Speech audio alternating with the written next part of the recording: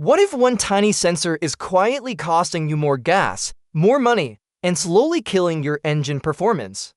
Stick with me because fixing P0102 is easier than you think, and it could change how your car runs today. Hello friends, welcome back to our channel, where we make car care simple, fun, and stress-free. Today, I'm going to walk you through what causes this code, how to diagnose it, and the easiest way to fix it at home. Let's get started. First, what exactly is the P0102 code? It's a general code that means the MAF sensor is sending a weak or incorrect signal to the engine computer. Common symptoms you'll notice: the engine may shake a little at idle, almost like it's struggling to breathe properly. When you hit the gas, the car feels slower than usual and it doesn't respond the way it should. You'll notice your fuel mileage dropping because the engine isn't getting the right air-fuel mix. Sometimes a bit of dark smoke can come from the exhaust if too much fuel is burning. The engine might stall occasionally,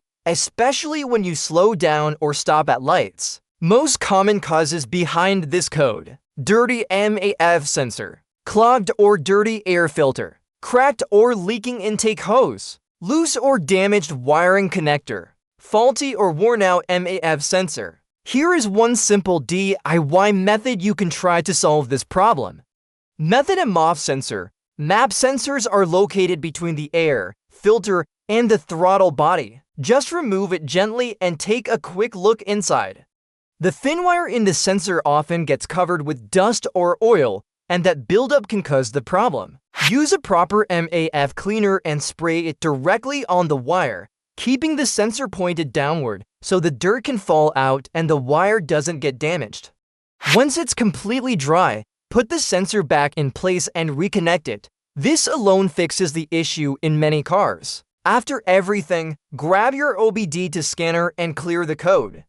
Take the car for a short drive. If the check engine light stays off, you're good.